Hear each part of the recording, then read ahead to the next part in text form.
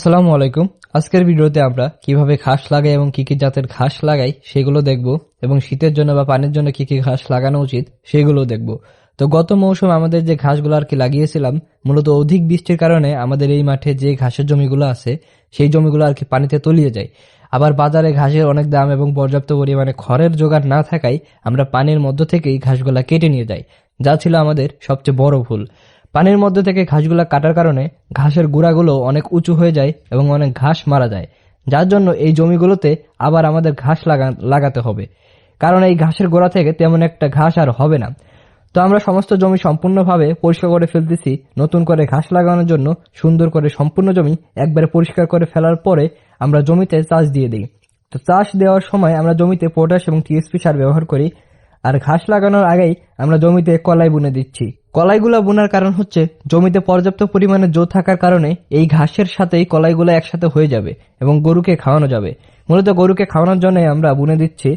তো আমাদের হচ্ছে পর্যাপ্ত পরিমাণে ঘাসের কাটিং না থাকায় আমরা অন্য জায়গা থেকে আর কি ঘাসের কাটিংগুলো সংগ্রহ করি এবং অন্য জাতের ঘাসের কাটিংগুলা যেগুলো আমাদের এদিকে পাওয়া যায় না সেগুলো আমরা বাইরে থেকে সংগ্রহ করে নিয়ে আসি। তো আমরা প্রায় এবার 4 ধরনের ঘাস লাগাবো। তো আমরা হচ্ছে এবার আমেরিকান গুয়েতমালা, যে ঘাসগুলো সবচেয়ে বেশি পুষ্টিকর বা উপাদানগুলো থাকে, এবং এই ঘাসগুলা কিন্তু ভুট্টা গাছের মতো মোটা মোটা হয় এবং অল্প জায়গায় অধিকারে ফলন পাওয়া যায় এই ঘাসগুলার। তো তারপর হচ্ছে ইন্দোনেশিয়ান স্পাটনিফিয়ার। তো এই জাতের ঘাসগুলো আপনারা শুনে থাকবেন, এইগুলা অধিকারে পুষ্টি থাকে এবং গরু খায় ভালো এইগুলা, এবং দ্রুত বর্ধনশীল কিন্তু এই ঘাসগুলা। তারপরে তাইওয়ান এবং যারা হাইব্রিড, এই ঘাসগুলাও কিন্তু অনেক ভালো, কারণ এগুলো অনেক লম্বা লম্বা হয়ে থাকে, প্রায় 10 ফিট লম্বা হয়ে থাকে এই ঘাসগুলা, এবং শীতকালে দ্রুত বর্ধনশীল এই ঘাসগুলা। তো মূলত এই 4 ধরনের ঘাস এবার আমরা লাগাবো। একটা জমিতে শুধু হচ্ছে যারা হাইব্রিড ঘাস লাগিয়ে দিচ্ছে আমরা। তো ঘাসগুলা লাগানোর সময় দেখি কলাইগুলো আর কি জ্বালাই গেছে। তো ঘাসের লাইন টানার সময় কিছু কলাই নষ্ট হয়ে যাবে, কিছু করার নাই, কারণ আমাদের ঘাসগুলা লাগানো একটু দেরি হয়ে গেছে। কারণ আমাদের যে কাটিংগুলো পর্যাপ্ত পরিমাণে কাটিং না থাকায় কাটিং সংগ্রহ করতে করতে আর কি দেরি হয়ে গেছে। তা আমরা যেভাবে ঘাসগুলা লাগাচ্ছি, নির্দিষ্ট একটা দূরত্ব রেখে লাইনগুলা টানতেছি। একটা লাইন থেকে আরেকটা লাইনের দূরত্ব হবে প্রায় 1 হাতের মতো, এবং ঘাসের কাটিংগুলা 2 গিটের বেশি রাখি নাই। প্রত্যেকটা কাটিং আমরা 2 গিট করে রেখেছি, এবং ঘাসগুলা যেভাবে লাগাচ্ছি 2টা গিটের 2টা চোখ আছে। তো একটা বাম দিকে আর একটা ডান দিকে রেখে 30 ডিগ্রি অ্যাঙ্গেলে মাটির মধ্যে আর কি ঢুকাই দিচ্ছি একটা গিট। বেশি একটা মাটির নিচে না, হালকা একটু মাটির নিচে রাখলে 2টা থেকে আর কি কুশি বের হবে। এভাবে মূলত আমরা ঘাসগুলা লাগিয়ে দিচ্ছি। তো একটা জমিতে আমরা শুধু যারা হাইব্রিড ঘাস লাগিয়ে অন্য একটা জমিতে আমরা অন্য 3 জাতের ঘাসগুলো লাগিয়ে দিচ্ছি। তো আমাদের এই দিকে এই জাতের ঘাসগুলা না থাকায় আমরা তো অল্প কিছু করে সংগ্রহ করছি, এবং সেগুলো থেকে আর কি কাটিং সংগ্রহ করে পরবর্তীতে আমরা অন্য জমিতে এই ঘাসগুলো আর কি লাগাবো।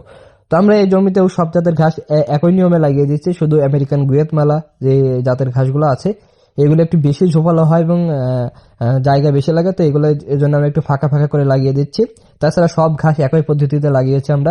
ঘাস লাগানোর পরেই জমিতে পানি দিয়ে দেওয়া উচিত। তো আমাদের জমিতে জো থাকায় 3-4 দিন পরে জমিতে পানি দিয়ে দেই। আমাদের বাগানে যে 2 হর্স পাওয়ারের একটা মোটর বসানো আছে, জল মোটর, তো সেই মোটর থেকে আমরা ফিতা টানায় আমরা ঘাসের জমিগুলোতে পানি দিয়ে দিই।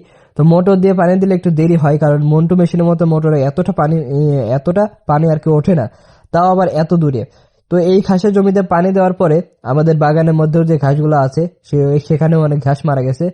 তো সেই ঘাসগুলো আমরা ফাঁকে ফাঁকে লাগিয়ে দিয়ে পুনরায় সেই বাগানের মধ্যে আর কি পানি দিয়ে দিই। তো সপ্তাহখানেক পরে আপনারা দেখতে পারতেছেন যে ঘাসগুলা কি সুন্দর করে হয়েছে। একটা ঘাসের কাটিংও নষ্ট হয়নি, প্রত্যেকটা কাটিং থেকে কুশি বের হয়েছে। তা আমরা এই পদ্ধতিতে ঘাস লাগিয়ে সবচেয়ে বেশি সুফল পাওয়ার ফলে আমরা এই পদ্ধতিতে আর কি ঘাস লাগাই। তো আপনারাও এই পদ্ধতিতে ঘাস লাগিয়ে দেখতে পারেন। আসলে এই পদ্ধতিতে ঘাস লাগালে বেশি একটা সুফল পাওয়া যায়। তো সবাই ভালো থাকবেন আর আমাদের জন্য দোয়া করবেন। আপনাদের জন্য রইল দোয়া ও ভালোবাসা। আসসালামু আলাইকুম।